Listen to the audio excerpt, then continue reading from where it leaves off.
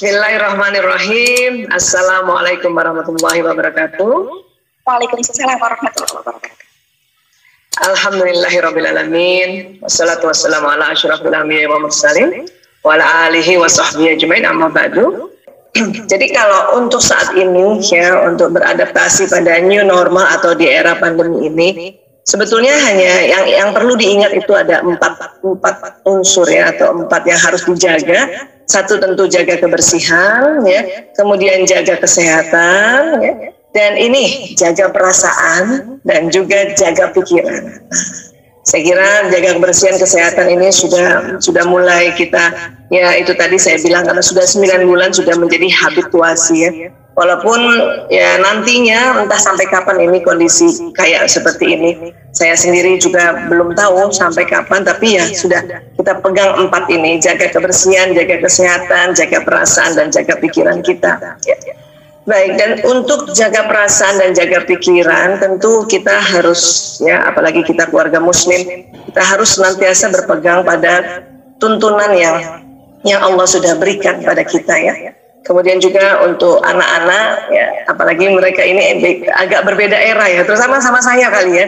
Saya kali lahirnya tahun 60-an, ini berbeda era dengan ananda-ananda yang sekarang saat ini sedang berkembang. Mungkin kalau ayah bunda ini sama ananda itu satu generasi, sebagai generasi milenial. Hanya saya mungkin atau Bu Ening mungkin, Bu Ening lahir tahun berapa Bu? Mungkin sama kayak saya ya, generasi X yang lahirnya tahun 60-an ya.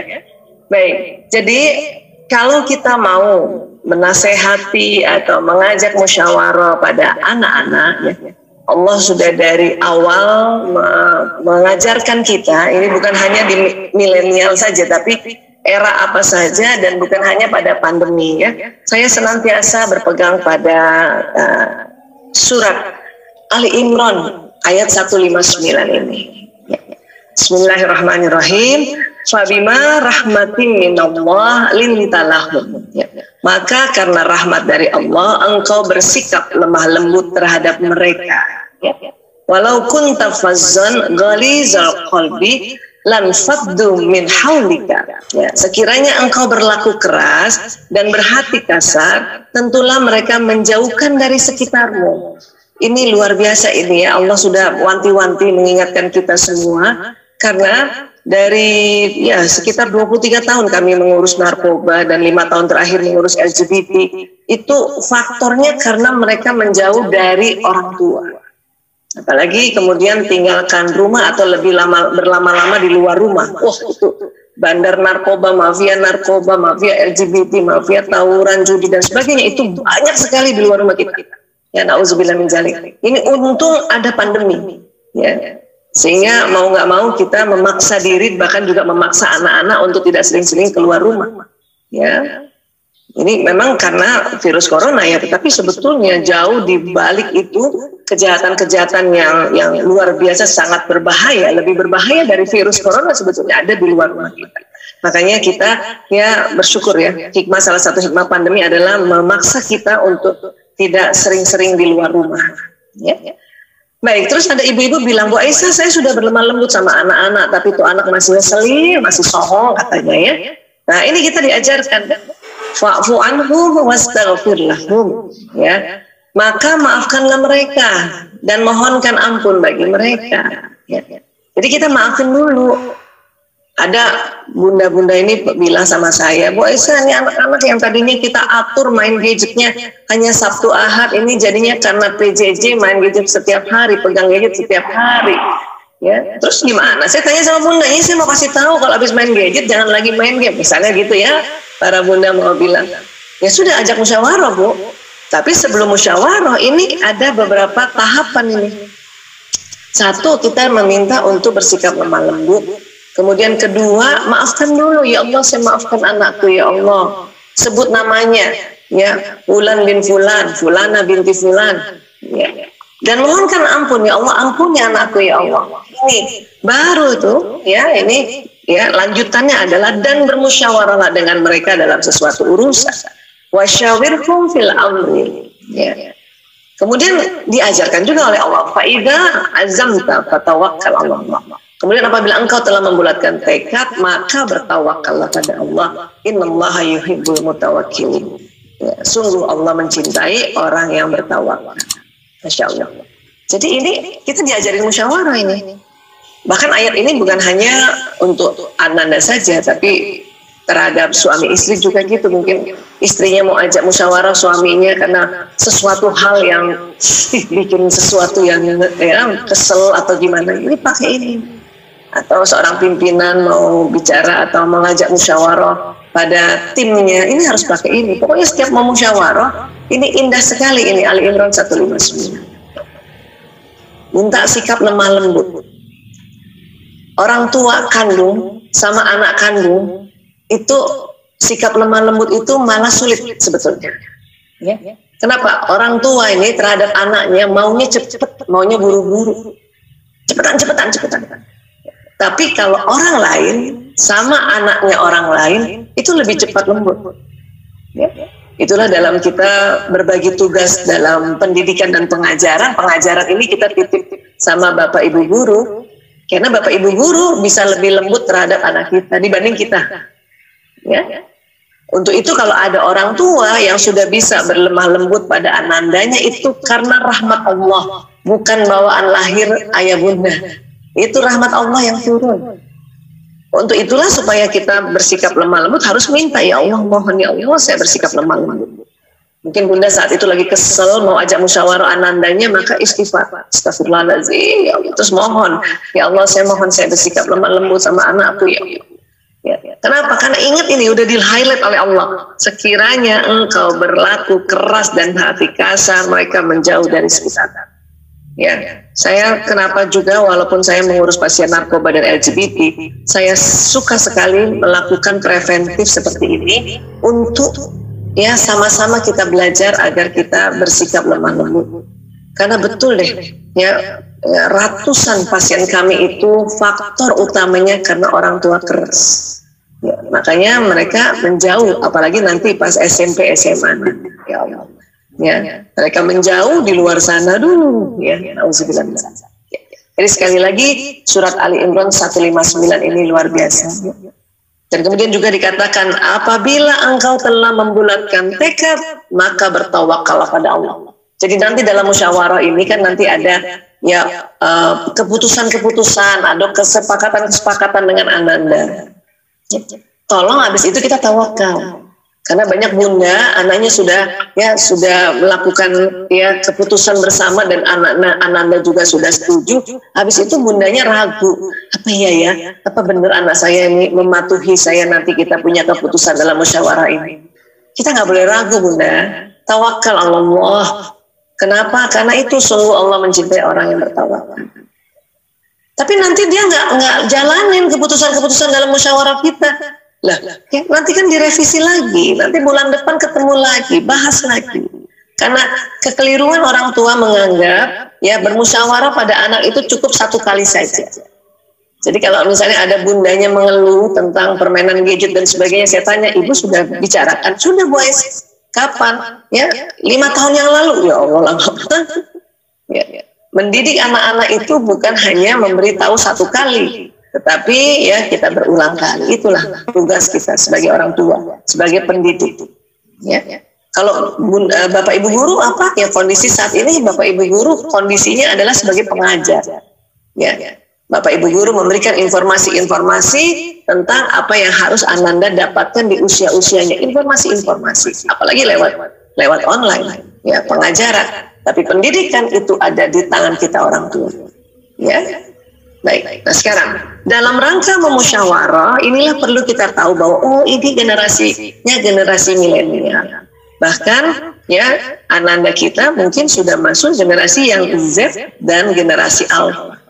Itu punya karakteristik yang berbeda, ya punya ciri khas yang berbeda, dan itu bukan hanya anaknya ayah bunda saja, tetapi anak-anak di seluruh dunia di era mereka.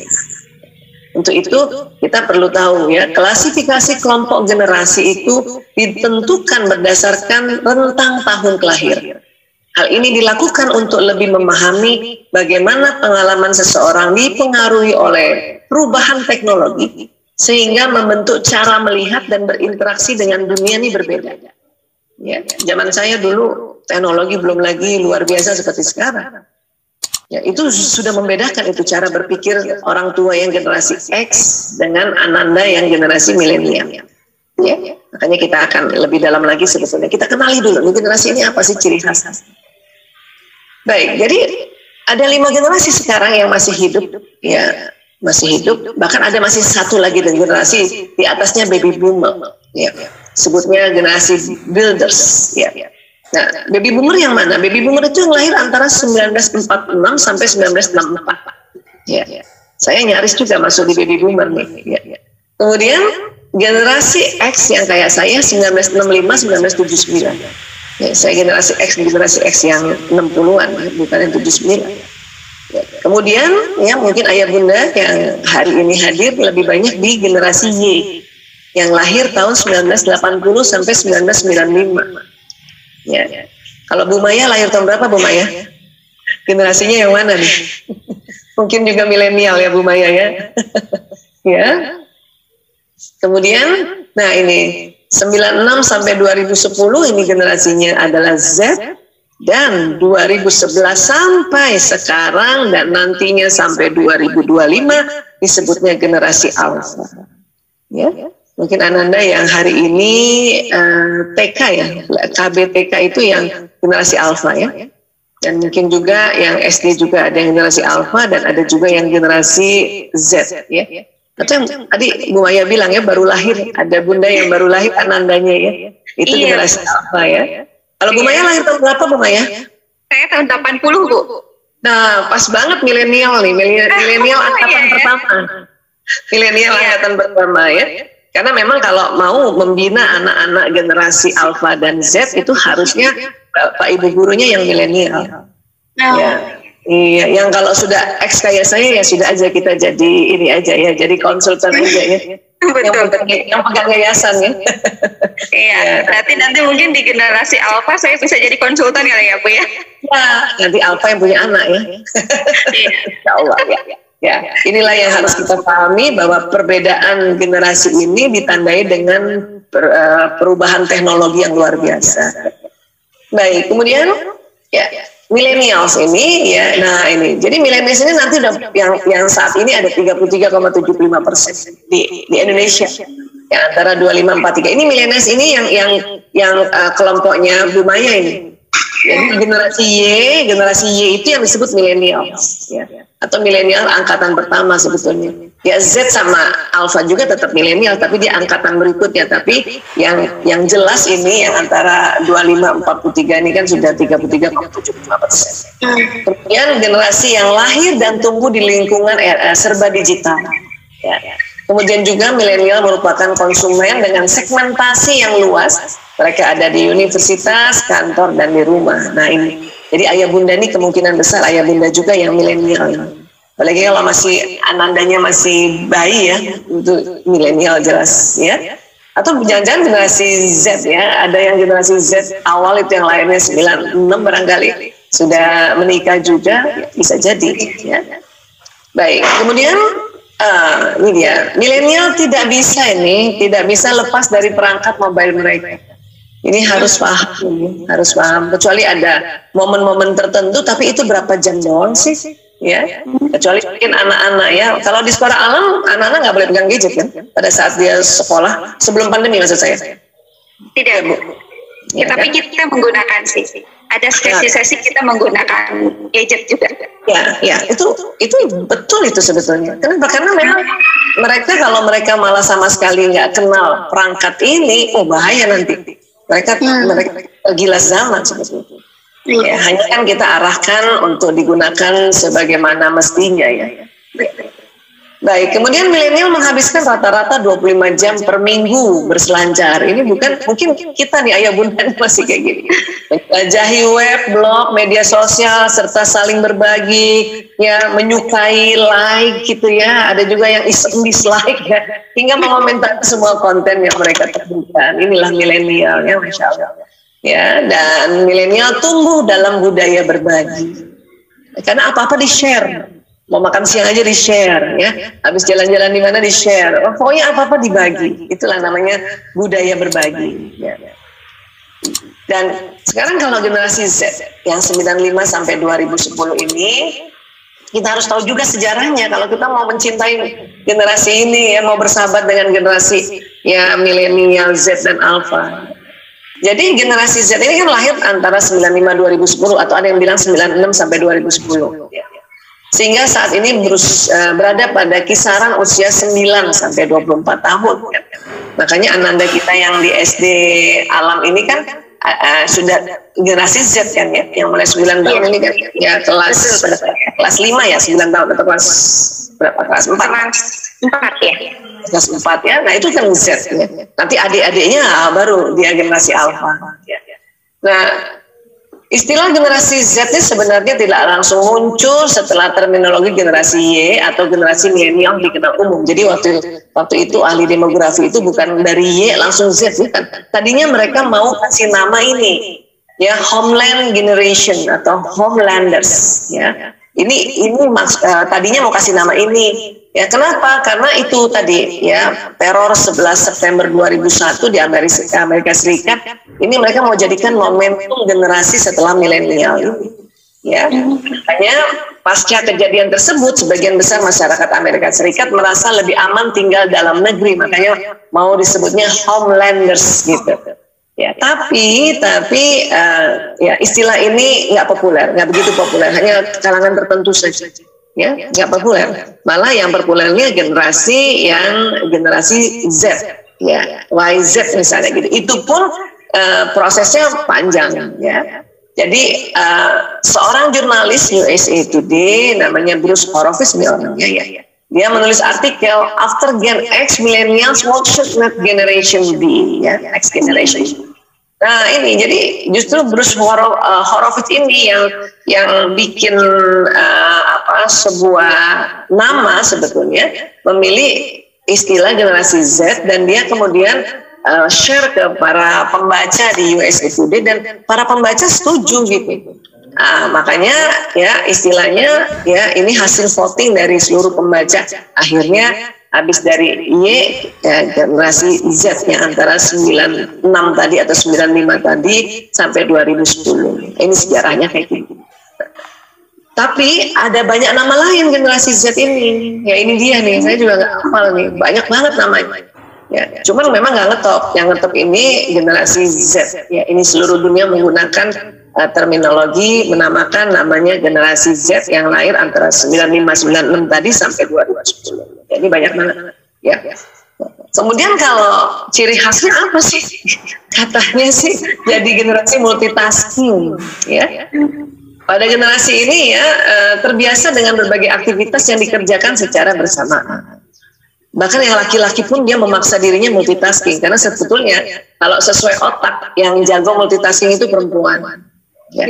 Laki-laki, cuman generasi Z ini laki-laki juga dia memaksakan dirinya seperti ini nih, ya, mengerjakan lebih dari satu pekerjaan. Ini makanya banyak anak-anak laki-laki tuh capek banget kalau bisa dia mengerjakan begini, karena memaksa otaknya. Ya. Ya. Jadi generasi Z menginginkan hal yang nggak bertele-tele dan maunya serba cepat, ya. Nah ini jadi nonton, makan, baca, inginnya dilakukan pada waktu yang bersamaan. Ini ciri khas generasi Z ini, ya. Jadi generasi multitasking.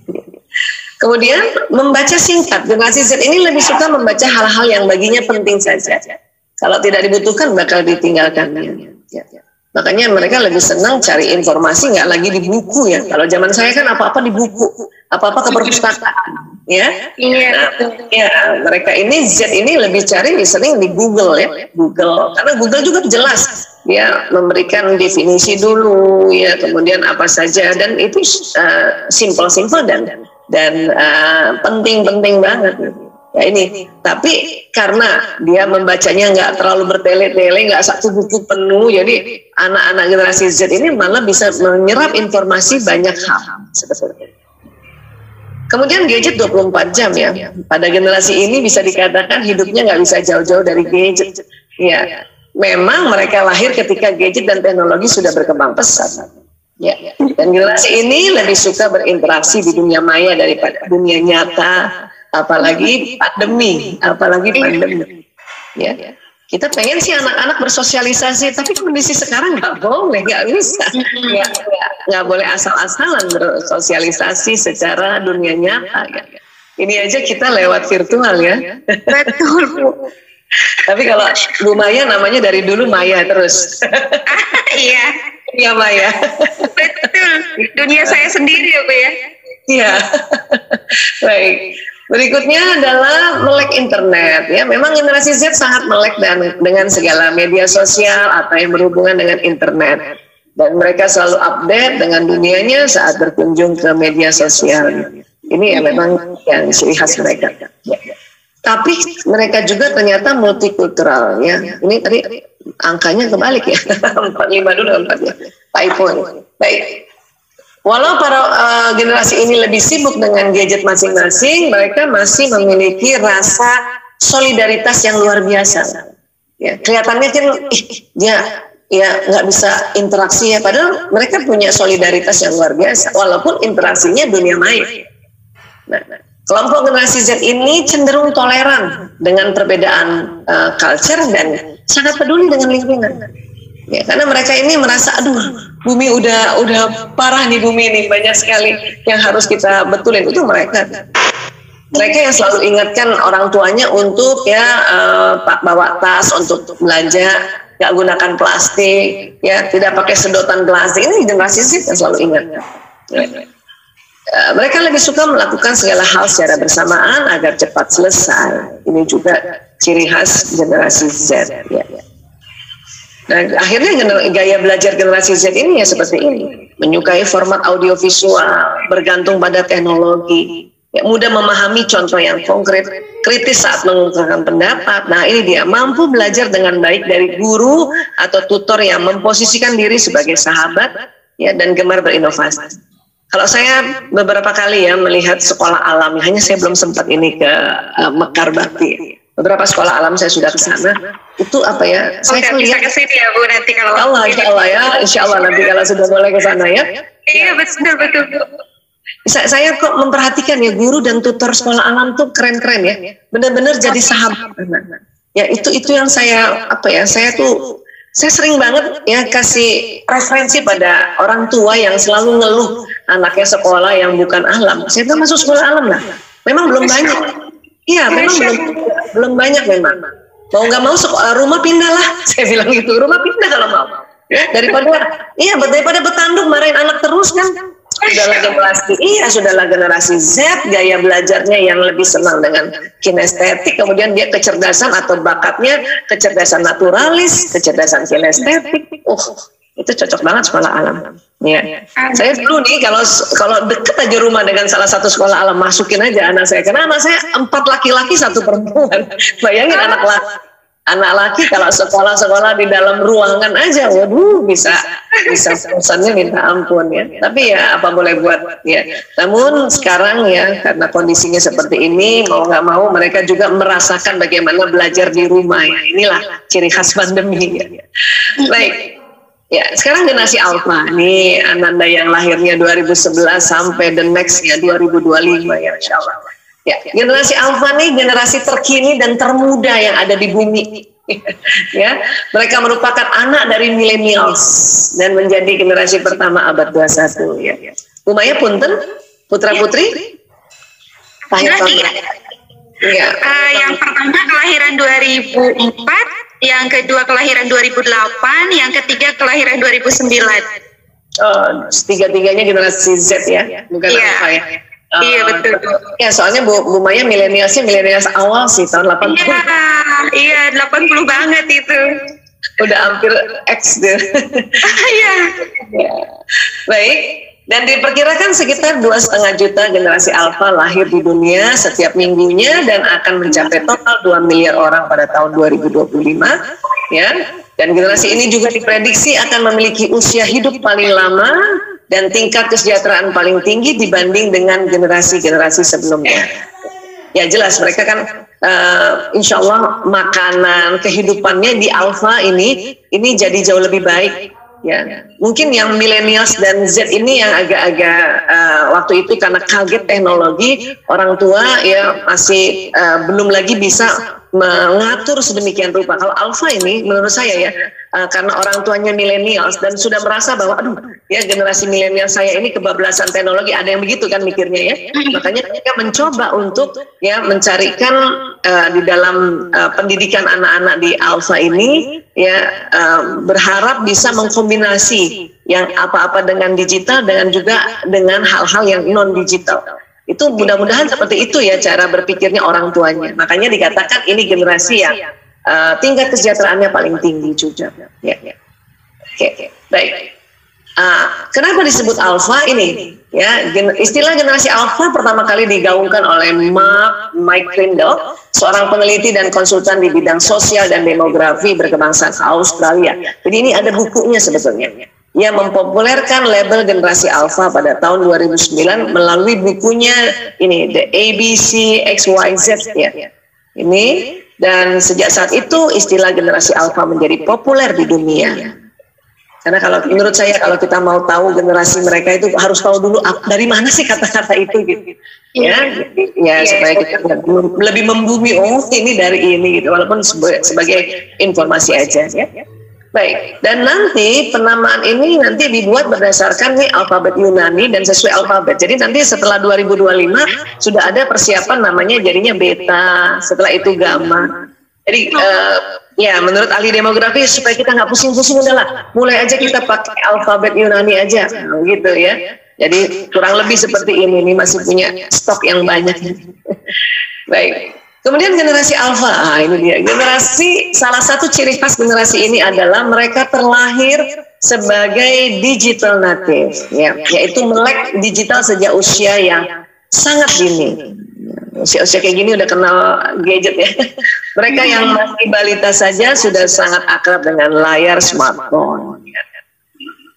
Walaupun ibu-ibunya milenial ini sudah mulai mencoba untuk ya jangan terlalu ini deh apa-apa smartphone itu udah bagus kan? Ya.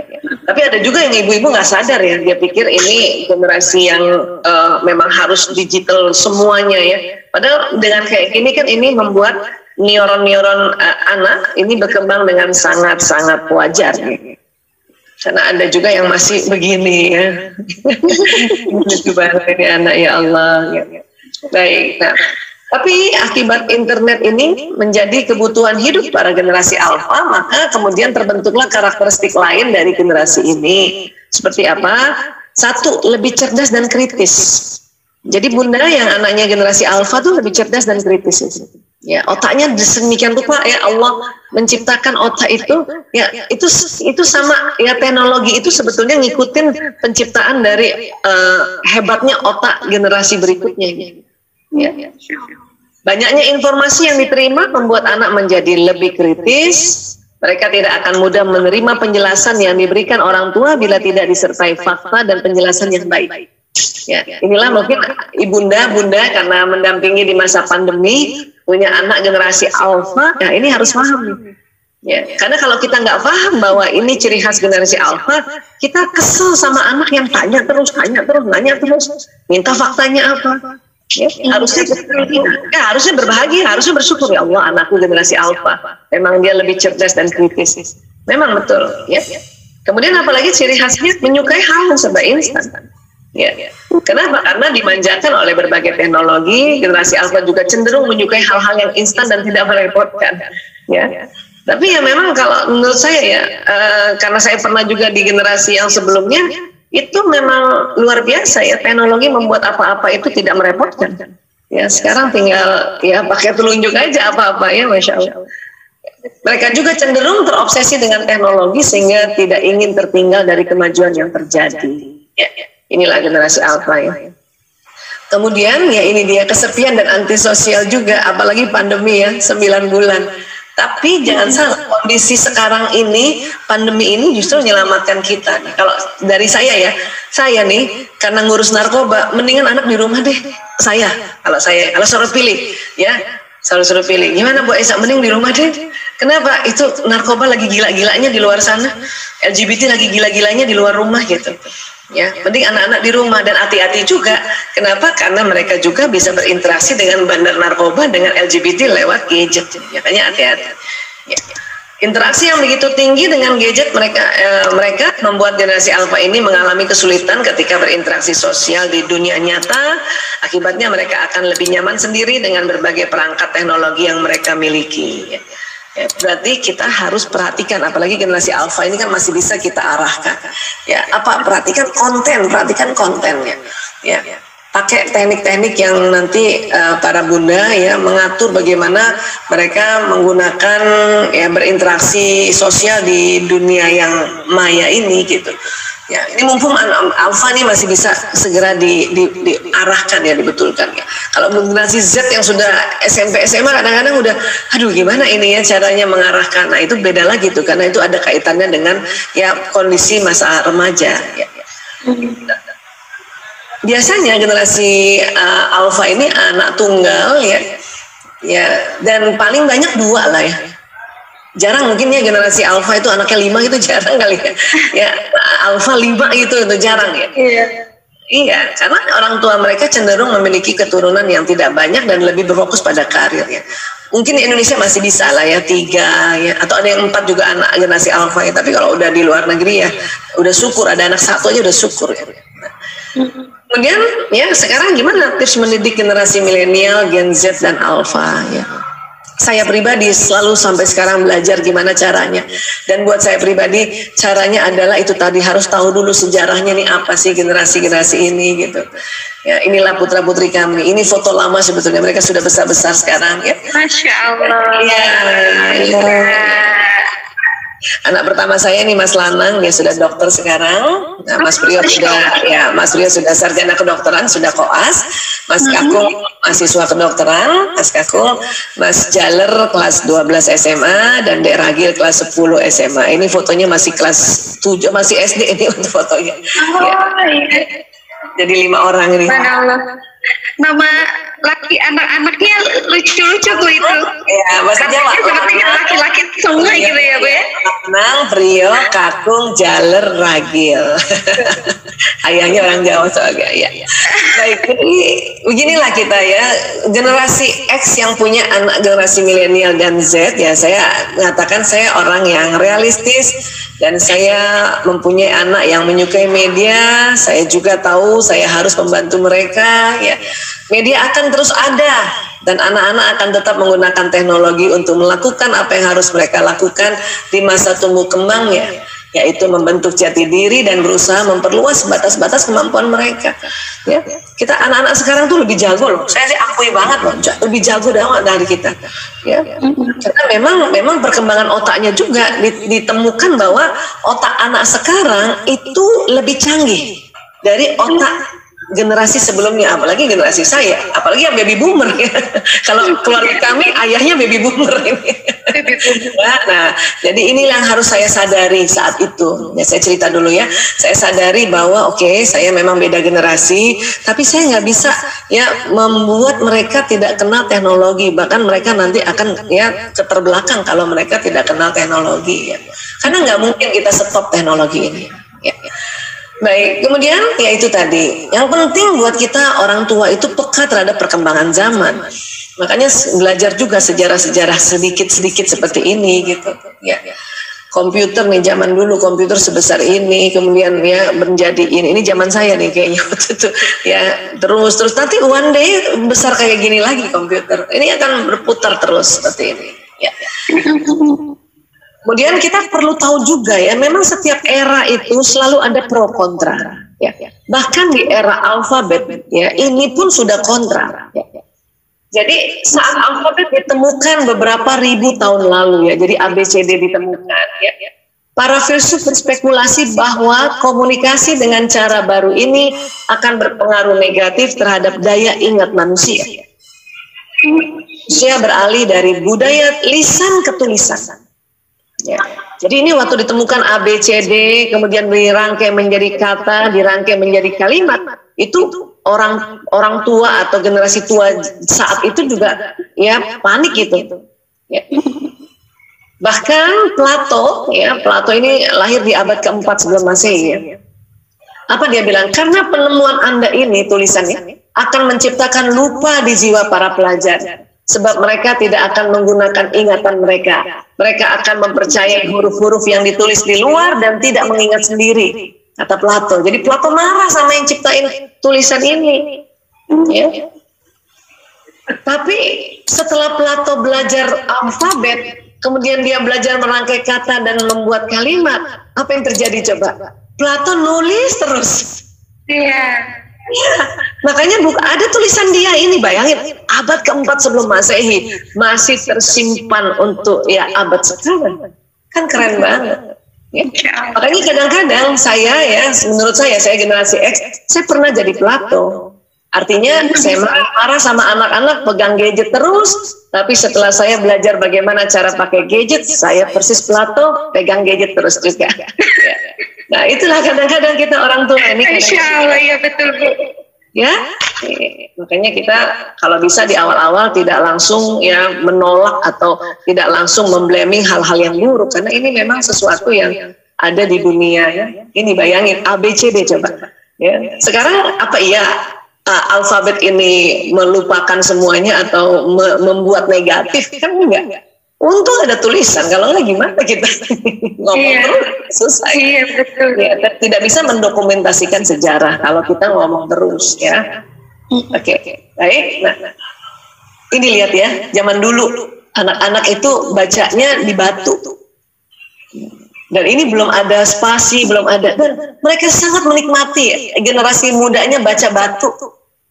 Orang tua zaman dulu marah-marah kenapa? Karena anak-anak yang ditemukan semua tunduk baca batu. Coba bayangin. Ya, karena dulu budayanya lisan. Sama nggak sama sekarang? Setiap kita ketemu generasi baru semua tunduk. Ya? Iya. Semua tunduk pakai HP. Yang beda cuma medianya kan? Iya. Inilah teknologi. Ini batu. Dan ini juga zaman batu juga bahaya. Kalau ibunya kesel diambil batunya lempar ke anak. Ini juga bahaya memang. Ya. Tapi lihat ya kayak gini. Bayangin, saya kebayang ya, berandai-andai itu anak-anak zaman dulu kalau dia membaca satu cerita barangkali bawa batu 10 batu ya, berat banget. Insya Allah. Iya, kebayang. Nah pada saat kemudian teknologi kertas ditemukan, zaman kertas, mereka lebih tunduk lagi baca buku terus. Kenapa? Karena udah lebih ringan bawanya, udah lebih berlembar-lembar, kertasnya dipakai. Ya, dan setiap ada teknologi baru itu ternyata dalam bentuk tulisan-tulisan. Ini teknologi juga ya. Orang kita kecil ya, Bu Moya nggak waktu SD masih dapat itu belajar menulis halus. Masih. Nah kalau sekarang menulis halus buat apa Bu? Coba anak-anak kalau diajarin anak lettering ya, menulis halus buat apa? Dia selalu tanya anak-anak sekarang, buat apa saya belajar halus? Apa-apa semua diketik gitu. Ya, iya juga ya. Nah, itulah teknologi. Iya, betul. Itulah teknologi ya. Kita senyum-senyum aja ya, Nak. Dan kalau ada tulisan halus gini, Bu, udah di laptop aja udah bisa. Tinggal kita cari jenis hurufnya, Bu. Udah betul. Ya, itulah era. Itulah generasi dan kita ya terimalah dengan senang hati. Oh iya ya, Nak. Dan memudahkan kan? Sangat memudahkan. Bahkan ya saya dapat informasi dari sepupu saya bahwa anak-anak sekarang kan tulisannya jelek nih. Waktu sebelum pandemi mereka ulangan kadang-kadang tulisan jelek, guru salah baca, akhirnya dikasih nilai yang rendah. Tapi pas pandemi karena tugas-tugas harus diketik, malah nilainya bagus. Kenapa? Jelas tulisannya. Iya. Ya, inilah fenomena-fenomena yang muncul di era sekarang gitu ya. Dan kita harus terima dengan senang. Baik, kemudian, ini zaman baby boomer saya masih dapat, kakek saya punya telepon engkol kayak gini, televisi kayak gini, komputer sebesar ini masih dapat, ya. Ya, masih dapat. Jadi ini kan tahun segini nih dan waktu tahun 68 70-an masih ada ya. Dan ya, kalau saya waktu remaja ya sudah dapat ini. Orang tua yang zaman dulu itu punya telepon genggam pertama sebesar batu bata, itu keren banget. Ya, keren banget dan mahal banget, jangan salah ini. Ya, punya komputer kayak gini, aduh udah keren banget, padahal tulisannya sama aja, warnanya hijau. Iya, ini IBM masih pakai disket ya. Ini teknologi yang saat itu ya. Kemudian televisi zaman dulu ya, masih ingat barangkali ada yang dapat televisi zaman dulu, kalau dia goyang-goyang malah dibetulinnya dipukul. Zaman dulu, komputer zaman dulu kalau dia goyang-goyang, kata orang tua kita, pukul nak, pukul di atasnya nak, pukul, pukul bener. Betul. Iya, sama zaman dulu, anak-anak zaman dulu kalau dia nakal, bandel, dipukul jadi bener. Masya Allah. Sekarang nggak bisa, karena otak anak itu hampir sama dengan teknologi. Jadi kalau menurut ilmu neuroscience, kalau mau lihat canggihnya otak, lihat teknologinya apa. Jadi otak anak kita itu lebih canggih karena teknologinya lebih canggih. Berarti otaknya dia. Ya, jadi teknologi yang ditemukan itu sama canggihnya dengan otak mereka, karena otak mereka lah itu yang menemukan teknologi itu. Nah sekarang mana boleh televisi dipukul, mana boleh komputer sekarang dipukul, sama anak sekarang nggak boleh lagi dipukul. Kalau zaman saya dulu dipukul benar. Sama kayak teknologinya ya. Atari aja dulu kalau dia nggak nyala-nyala dipukul, dia bener deh. Masya Allah ya. Iya, ini harus kita pahami ini ya. Inilah permainan-permainan yang mengasihkan di zaman generasi X ini. Karangbol ya, apalagi ini maaf, bekel, Masya Allah, anak perempuan bekel kita berjam-jam ya. Apa-apa. Tapi saya ingat juga dari dulu pun ibu-ibu memang selalu marah sama anaknya kalau main. Nggak usah zaman gadget, kita main congklak aja dimarahin sama ibu kita. Kenapa? Karena sampai maghrib, karena sampai isya gitu. Jadi kalau soal ibu-ibu marahin anaknya mah itu emang dari dulu, mau zaman apa aja. Sudah terjadi ya Bu ya. Kenapa? Karena anak-anak kan senang bermain. Kita kan juga dulu senang bermain ya. Pada saat-saat itu kita senang bermain dan lupa waktu ya. Jadi ini harus dipahami ya. Baik, kemudian ini juga nih. Udah keren banget. Ya Allah, pager. Ya Allah, udah keren banget. Ya komunikator kayak gini udah keren banget. Masya Allah.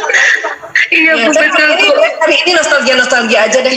Iya benar Bu, itu HP Motorola Bu. Keren ya pada itu ya, Masya Allah ya. Dan saya ingat juga main kayak gini nih. Game Watch, aduh. Game Watch ya. Ini SMP saya main gini nih, ya Allah. Dimarahin juga sama guru-guru. Maju ke anak-anak di usia-usia kayak gitu kan main, apalagi ada teknologi kayak gini. Ya, kalau ke pasar-pasar lihat main Donkey Kong kayak gini. Kalau ini mah udah mulai maju nih orang. Nah, ini yang kita bahwa ada satu masa memang kita namanya anak-anak dan remaja itu senang banget main. Jadi kita harus pahami juga ya. Oke. Maaf. Ya, ini zaman saya dulu kalau ekskulnya ngetik keren banget Bu. Ya, sekarang mana dipakai gini sekarang ya? Nggak dipakai kayak gini. Ya inilah perbedaan zaman yang harus kita pahami ya. Iya, dan perkembangannya udah nggak bisa lagi kita ikutin, dia terlalu cepat banget ya, karena otaknya orang-orang bagus semuanya. Ya, otak-otaknya orang yang menciptakan ini semua dalam kondisi yang baik-baik semua itu. Ya, seperti inilah kira-kira ya kita punya. Ya, luar biasa Bu, Masya Allah ya. Jadi kita sebagai orang tua akhirnya tahu anak-anak kita sekarang berada di generasi yang mana gitu ya. Kemudian yang rata-rata nih yang peserta hari ini memiliki anak-anak yang usia rata-rata SMA, tentang SMA sampai tentang playgroup sepertinya nih di sini. Jadi sudah mulai paham gitu ya, udah mulai paham karakteristik anak generasinya itu seperti apa. Nah, ini Bu, apa istilahnya, menyangkut pautkan dengan sikap kita nih sebagai seorang muslim, kembali lagi ya tentu saja menerapkan kaidah-kaidah atau akhlak-akhlak yang di rumah nih, apakah ciri-ciri yang generasi seperti itu tuh bisa menyesuaikan dari Bu, bisa menyesuaikan dengan ya katakanlah lah kita seorang muslim gitu ya yang memiliki panduan Al-Quran dan Al-Hadis gitu kan. Rasulullah memberikan panduan guideline untuk mendidik itu seperti apa.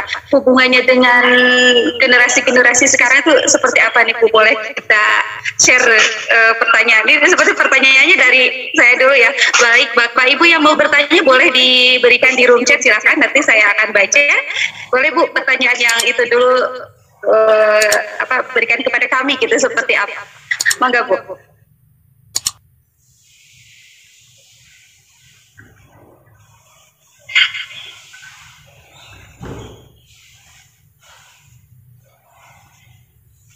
Maaf,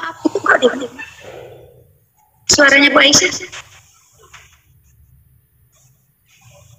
1, 2. Ya.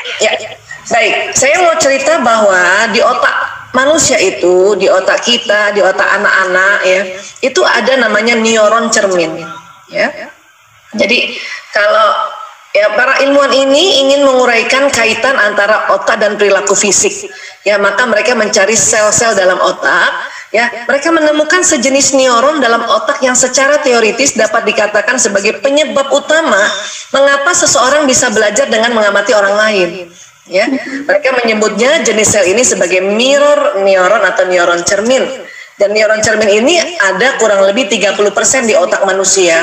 Inilah makanya dalam kita mendidik Ananda ya, anak-anak harus lihat perilaku orang tua.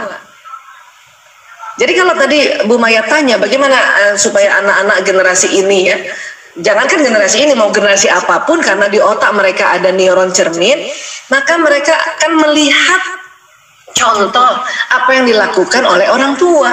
Ini yang harus difahami nih ya. Nah ini otak manusia ya, kita lihat ini otak manusia.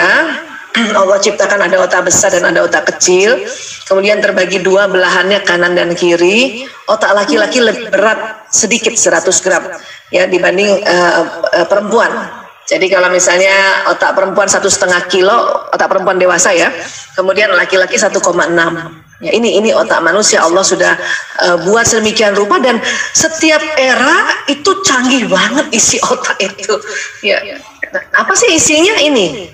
Namanya neuron. Ada sekitar 100 miliar neuron. Neuron ini itu kerjanya kayak satu komputer yang tercanggih di zamannya. Artinya saya generasi X, saya yang lahir tahun 68 punya 100 miliar.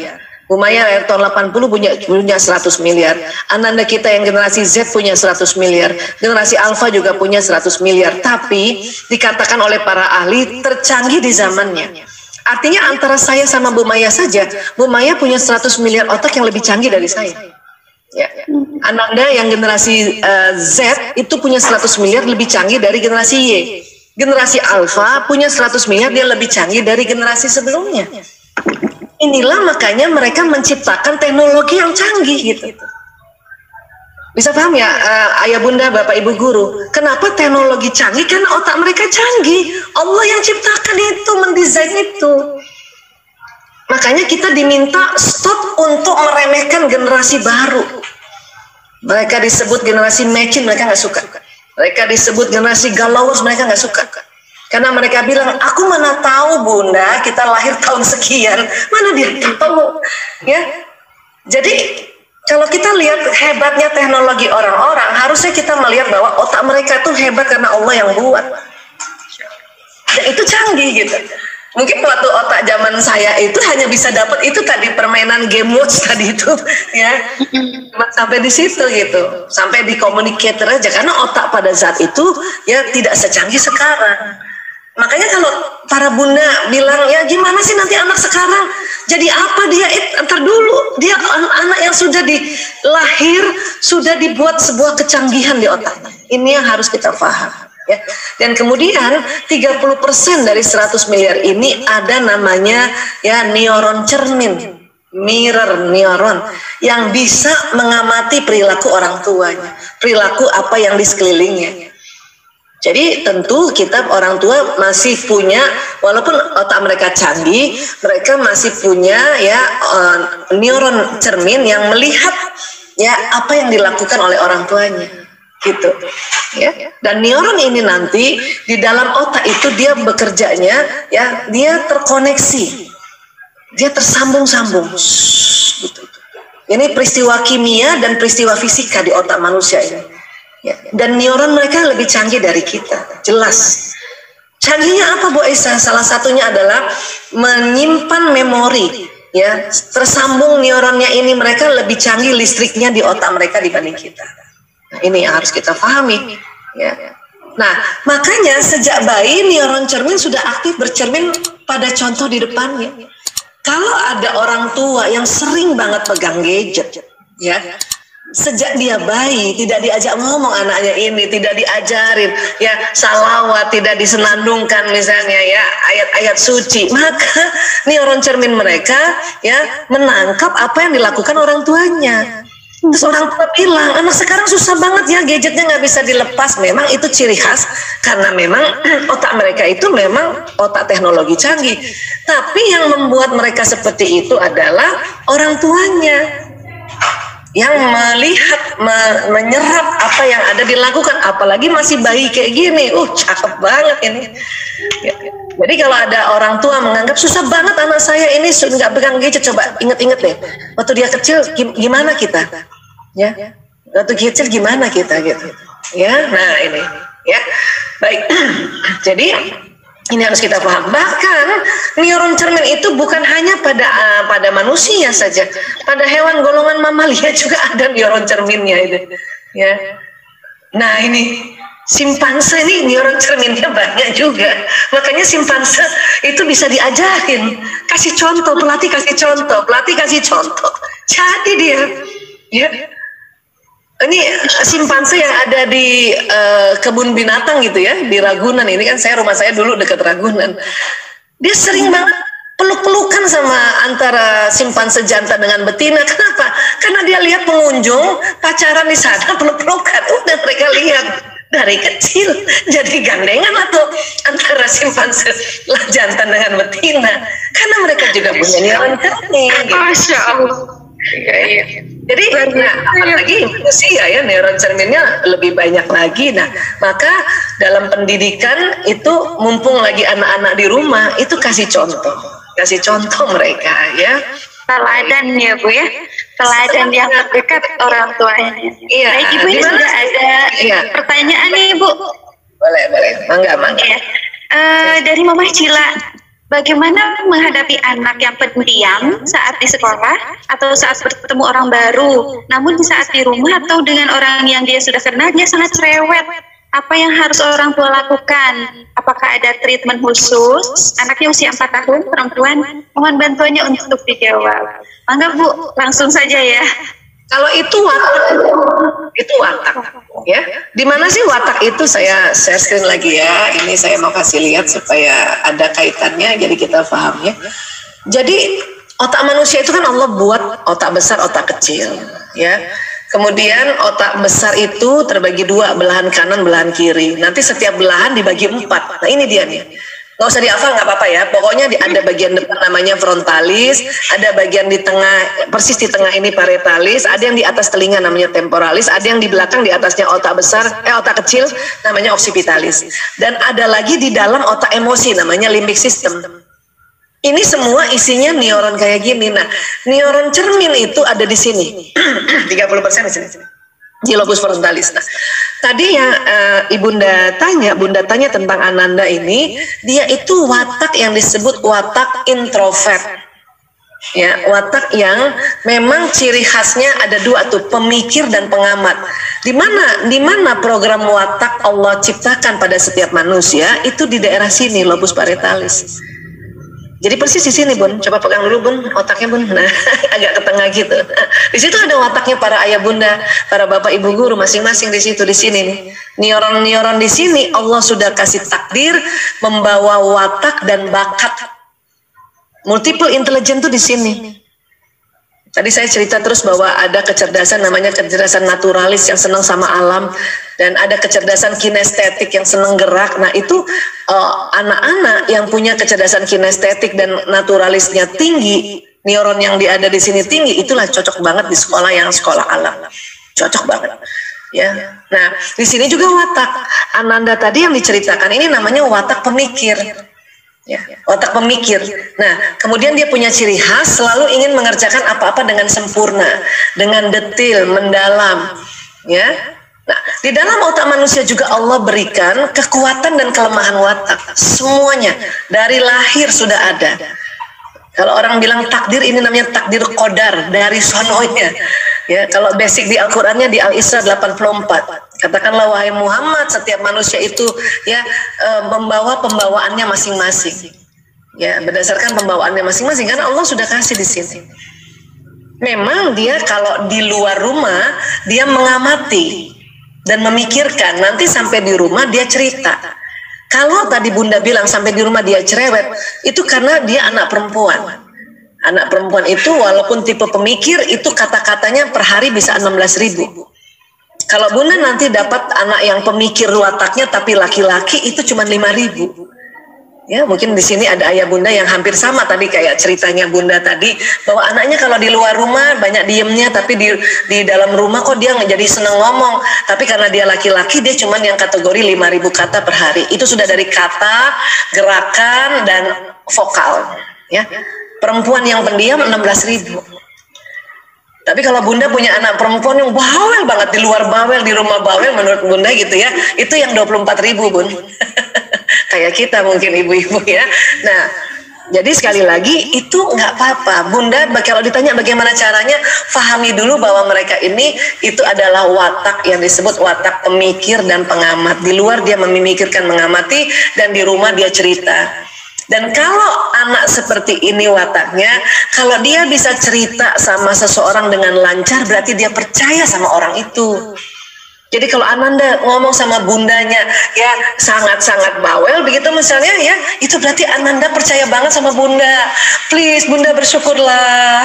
Ya, kenapa? Karena memang anak pemikir itu hati-hati, nggak mau sembarangan ngomong. Beda lagi nanti kalau ada anak yang watak ekstrovert. Apalagi watak yang gembira itu, sama orang lain dia senang ngomong, tapi sama keluarga nggak senang ngomong. Pilih mana Bun? Ya. Dan ingat watak genetik atau turunan. Nah, kira-kira turunan siapa nih? Ananda seperti ini, dari keluarga ibu kah, atau keluarga ayah, atau kombinasi keluarga ayah dan ibu? Ya. Terus gimana ya Bu Aisyah? Saya khawatir nanti dia nggak bisa sosialisasi di luar. Bisa Bun, insya Allah. Ya. Bisa. Nanti diajarkan supaya ajaran-ajaran itu masuk di otak, di lobus frontalis. Ajarkan aja nanti ya. Nah, kalau misalnya nanti kalau ada keluarga datang di rumah, kamu sapa ya, diajarin kayak gitu. Tapi tentu dia malu-malu kalau dia belum kenal banget. Ya sudah, terima bahwa itulah jenis wataknya. Dan ingat, anak watak seperti ini memang anak yang lebih power kalau di dalam rumah, di dalam ruangan. Nggak usah maksa dia banyak teman. Dia memang nggak banyak temannya, nanti sedikit temannya, tapi akrab banget, detil banget pertemanan mereka. Ya, kebalikannya nanti anak ekstrovert, dia banyak temannya, tapi hubungannya itu masih ya dangkal-dangkal semua. Tapi banyak orang yang dia kenal kayak gitu. Ya, kira-kira begitu Bu Maya, mudah-mudahan Bunda bisa terima ya. Atau kalau nanti Bunda mau tahu persis inti, boleh di YouTube-nya Dr. Aisyah Dahlan, itu ada saya pembahasan watak anak, itu boleh, nanti Bunda akan belajar lebih dalam dan saya kasih tips yang lebih detail di YouTube itu gitu ya. Baik, terima kasih Bu Maya. Saya kembalikan lagi ke Bu Maya.